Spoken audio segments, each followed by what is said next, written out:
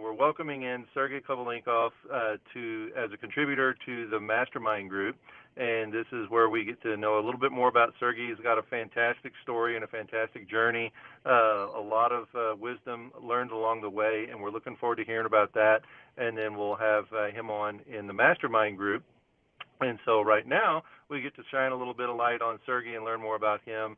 And then in the Mastermind group, we can shine a light on the Hempcrete and learn a little bit more about the technical side of the ins and outs of what he's learned along the way and then what he's up to. So, Sergey, why don't you start with where are you on the planet? And I know right now, and then you can go from there and then just dive right into your backstory. I always pose the question: if assume you're a superhero and you've already had a successful movie, and then now this is the sequel that tells us about your backstory and what's your origin and how'd you get into this, and a little bit of the journey along the way.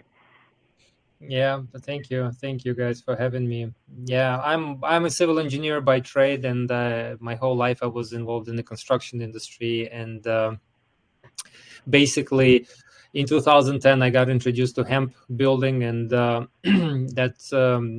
happened in Australia, in Tasmania. That's when they were building the first ever hempcrete home, hemp lime home, in the history of Australia. And once I got familiar with the technology, I realized this is the future of at least the residential construction. At least commercial might be a little bit more tricky, but there is a shortage of housing all around the world, in any country in the world. So when I saw how the house can be constructed using local sustainable materials, it was kind of ticked off all the boxes for me. And ever since then, since 2010, pretty much, maybe a break for a year or so, I was in the hemp construction is my life. And now I have my own company, as you're aware, and we can get into that a little bit later. But basically, I started to educate myself more and more about this fascinating material and learning about it. Started to work in Europe, in France, Switzerland, taking on the projects, and eventually I founded Hempire and in Ukraine. And basically, for the last 9 years, Hempire has been working on manufacturing materials, building hemp houses. Now we're represented in the United States, and expanding. Nice. Now, going back to that first project, was that a civil engineering contract gig that brought you to Tasmania for that project? How did that connection get made?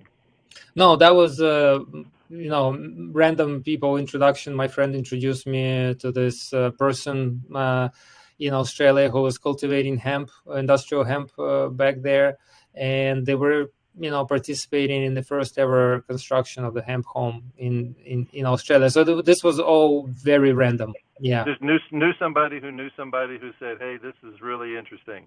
I literally met this person at the party.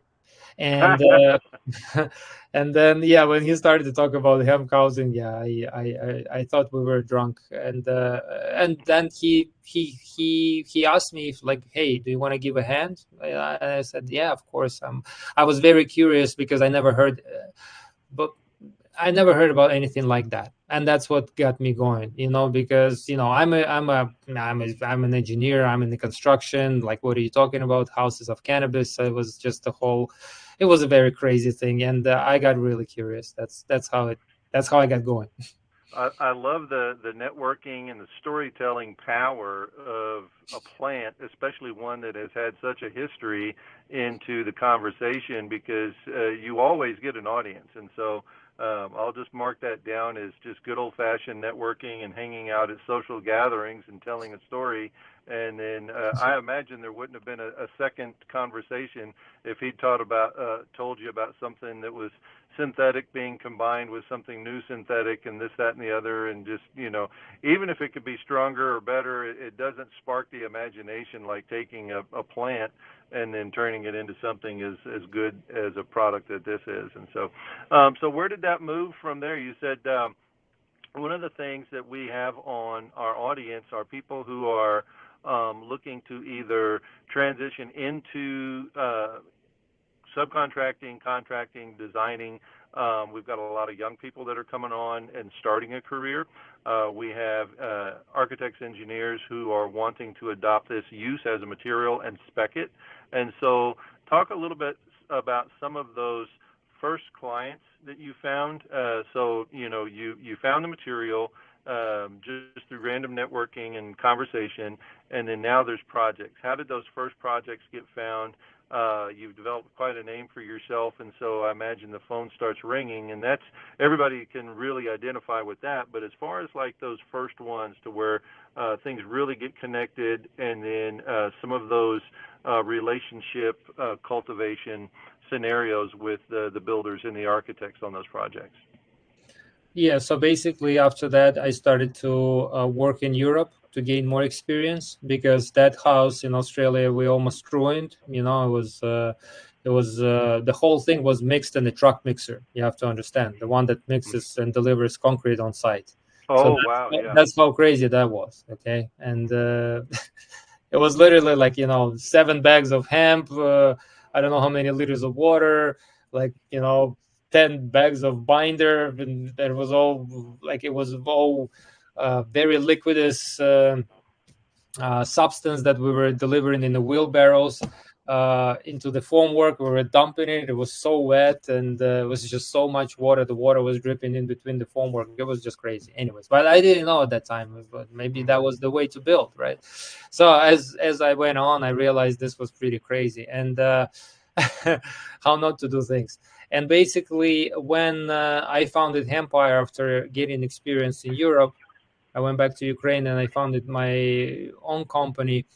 Of course, the first project was a difficult one to get because, first of all, it was more expensive than traditional materials. Traditional materials, architects, builders, and the clients accustomed to, right? So this was just completely out of this world. And I was running around in a folder with the photographs, and people were really we're really happy to listen to my story. But then the very first question that they had is like, where is the house? Can I see something? Can you show me an example? How does it look like? I want to touch, I want to smell it. And that was the big problem. The very first project is a big problem. But the only advice I have for people is you never stop going. Like if you have that dream, it sounds very basic and like everyone's talking about it on Instagrams and social media, but it's true.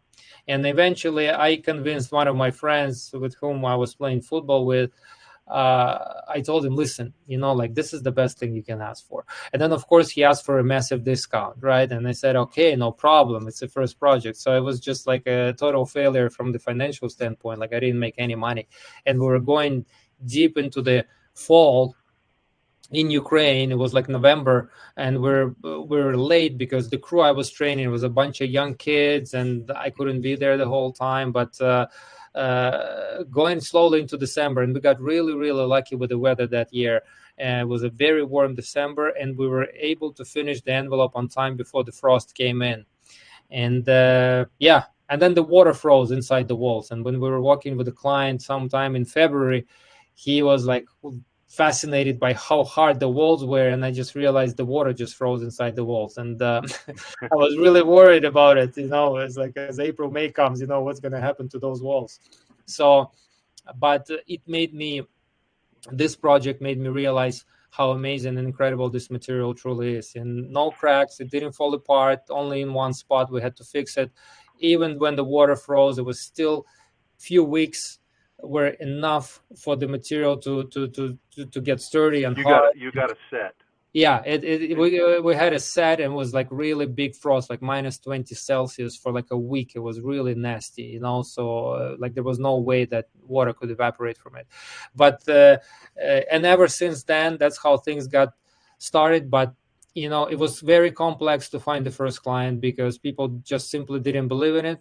And that's when Russia annexed Crimea from Ukraine. The war already started, so it was like the worst possible start for something like this.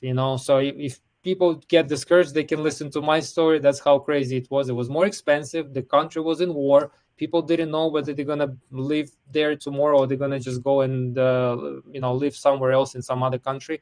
And I was just running around, kept believing in it, understanding that that's that's the way to go. And yeah, I mean, that's it.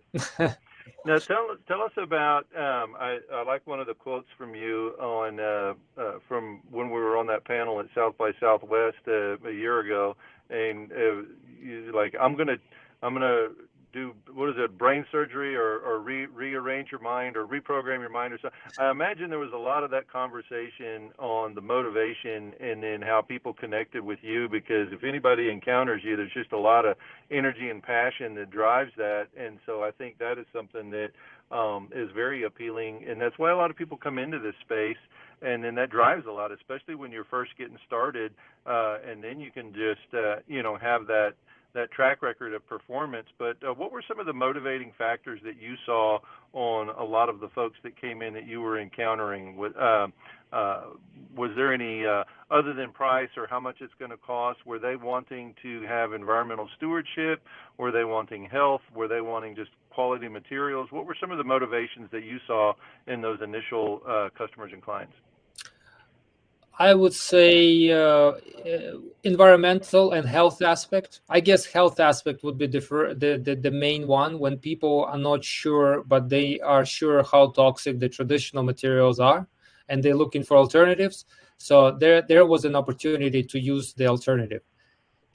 Initially, it was like almost no profit type of affair, where I had to give discounts and I had to lower the prices. People were bargaining. They were saying, "Oh, this is too expensive. This is very new. When was the first house that you ever constructed? How long ago that was?" So this questions were really hammering me. So I had to really go down, because there was no reputation at that point of time. So the health aspect was a big one, because people understand, people know what the new materials, fresh materials smell like when you move into the house that's just newly built. You know it better than I do. Like, you need to open all the windows and doors for the first couple of weeks, to let it all out. So uh, people were looking for environmentally friendly solutions. That was number one, because everything else was just it was not properly tested at that time. We were kind of doing everything at the same time, registering the trademark, testing it in the lab. I needed to generate some money for that. So this was all like basically on a voluntary basis. Like, I spent all my money that I had into injected into startup. I had to make my own mixer. I had to do stuff myself, obviously. Motivate, hire kids, because I couldn't afford proper workers. So to go as down as possible, because it was a disaster at first. Logistically, it was very expensive. There were all kinds of setbacks. We couldn't get the proper source of hemp herds. It was like some stuff was rotten. I had to throw some stuff out. I had to, it was just one of those. So people just believed that first of all, we were doing for the good cause. Like, they saw me pushing this forward. I even was opening up my estimates in front of them. Like, that's a good advice to people. Just To transparency. transparency, that you're building up that trust. And of course, I had to make a promise that if anything goes bad, I will replace it. And that's what happened. I held my word for it. And when there were some problems on one of the walls, we took out some of that insulation and we replaced it with the fresh one next year. And those are the like, you gotta swallow that up if you want to build this relationship with people. And then from there on, I didn't have to hide from the previous customers. And that's how I was bringing up people to new projects, showing them that, like, we're doing this, we've completed that. And that's how we kind of got the traction going. But at first, yeah, like, trust, environmental aspects, that's what you kind of have to throw in there. And then, did things start to take off very quickly for you? I know, looking back, now you've got some critical mass. I don't think there's anybody who's sought to learn about hempcrete in the natural building space where they don't know your name. How did that transition from those first few projects on into, you're quite international in what you're doing. Tell us a little bit about that transition, maybe some of the headaches, maybe some of the benefits of it, and how that transpired and how that works for you now. Well, most of the events that I got invited to speak at, like I had to provide my own, finance in terms of like travel and expenses. So uh, I wanted to share information with the rest of the world, but then I also had to again invest into this type of affairs, conferences and forums. So all the profit that was generated by selling the materials and executing the projects like were invested into this type of events, and so uh, in order to popularize some type of technology, you have to talk about it. So it's Hmm. just not enough to run social media platforms and post it, because don't forget, this is a very new material. Even today, this is a very novel material in construction industry, where we can see it's one of the most conservative industries in the world. It's this shift that has to be made. It takes decades, right? And it's not like I started to pile up projects one after the other, but there was definitely traction that I gained, year by year. And then I realized that I needed some partners, because if I go and speak at the conferences, that's like minus 5 days of my life minimum, traveling somewhere, flying, Yeah. hotels, and like, jet lag going back. And that's You when can I spend started. you can spend a lot of money to speak at a free conference. Well, that's what has happened, and you know better than I do, right? And you and Gene are very familiar with that.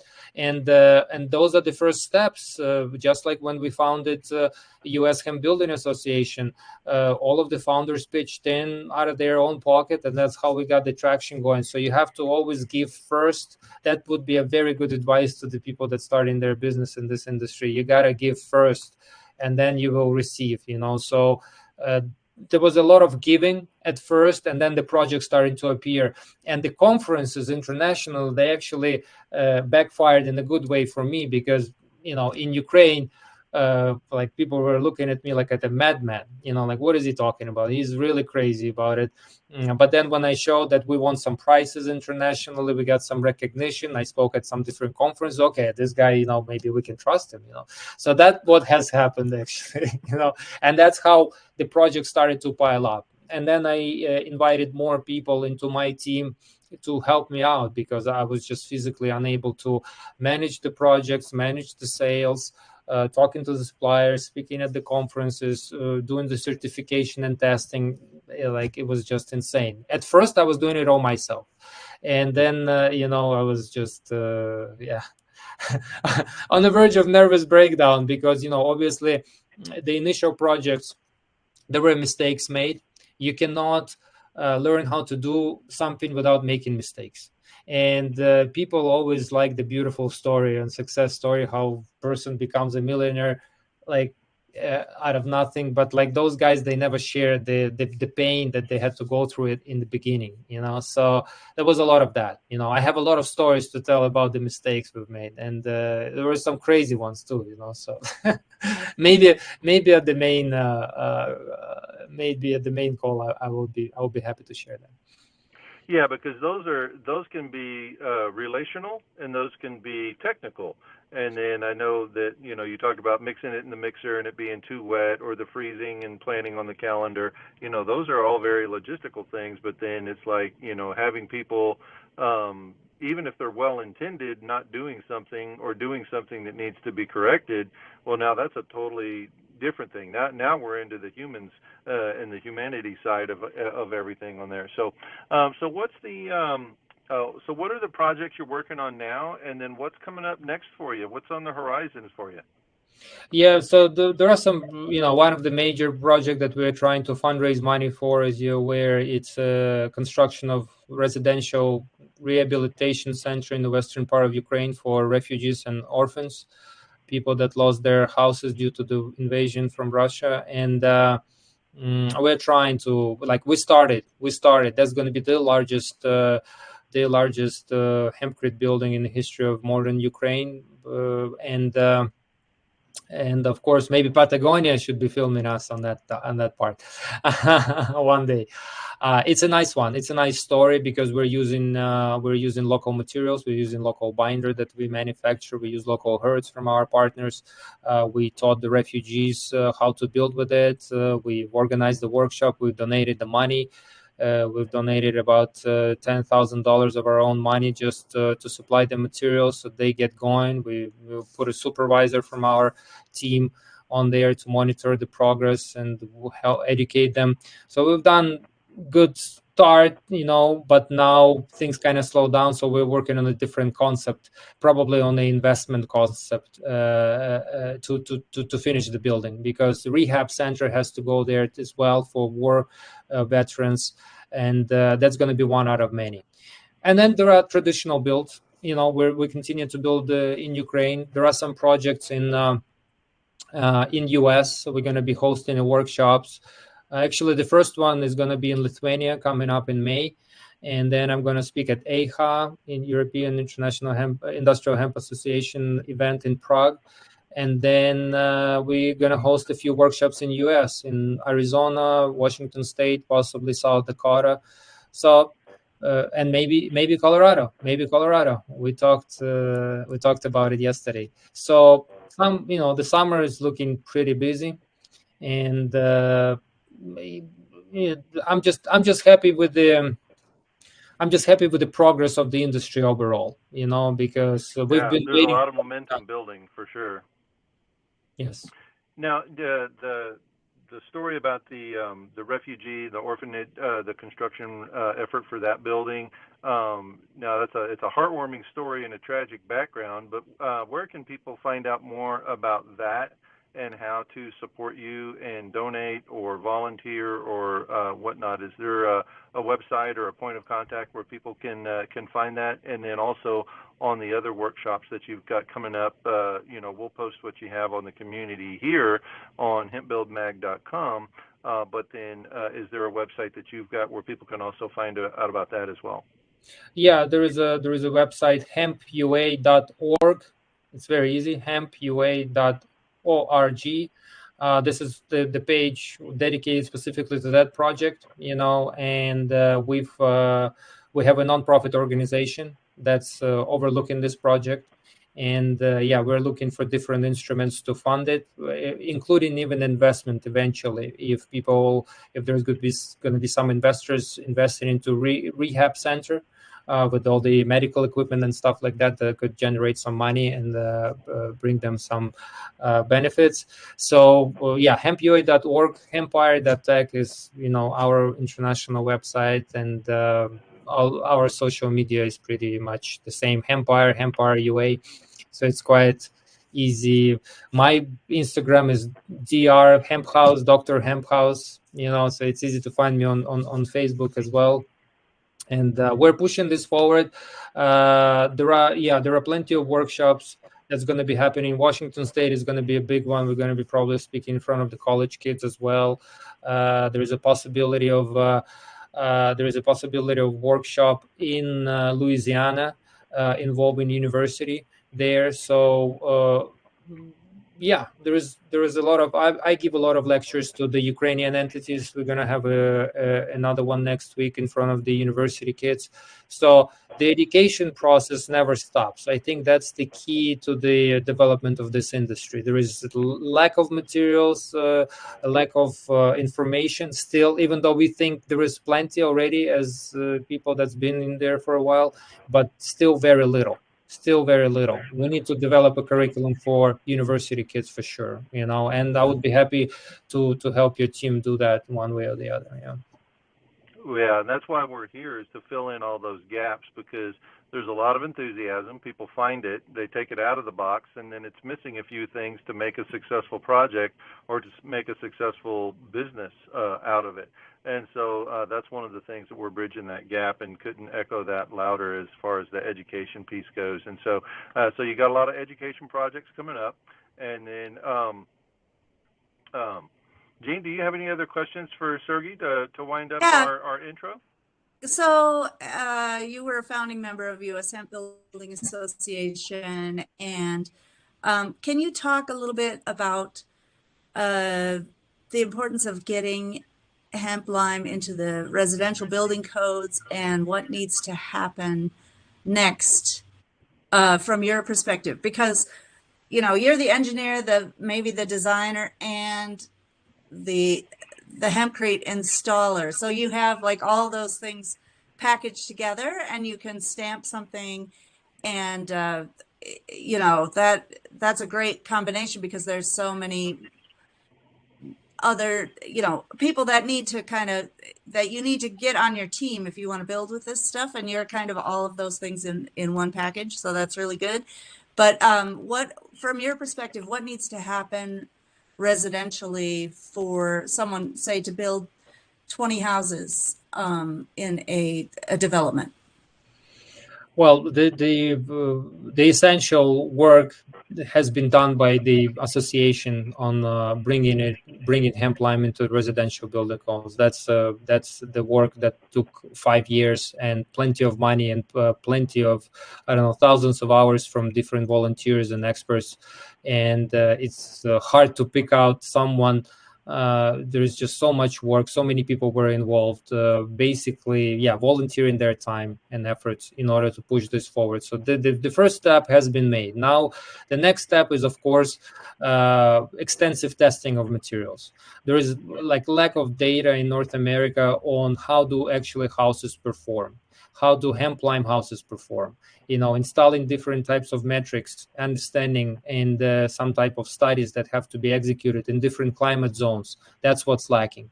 How thick the material is supposed to be in Arizona, how thick it's supposed to be in Alaska, how does it actually work? So now we're getting some houses being built. Now we will have some feedback from the clients.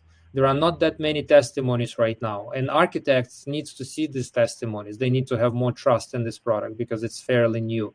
So architects, from becoming our biggest enemies, becoming our best friends, because they're in the end taking responsibility, whatever they're designing, whatever they put inside these houses. And I've encountered some bright architects in US already that are very open-minded, environmentally conscious. That's what has been lacking, for the last decades. And now we see a new wave of them coming in, really curious about light straw construction, clay construction, hempcrete, hemp lime, earth chip, that type of stuff. We really need these guys to step up and push it forward, So, and of course, continuing the education curriculum, getting more organized in that sense through association, developing curriculums for university kids, so we don't have to, so we breed them early. It's much easier to educate an 18-year-old than a 58-year-old, and convince them that this is the best way, because they're so full of skepticism. I've heard it all, I've seen it all, like, oh my God, all around the world, same.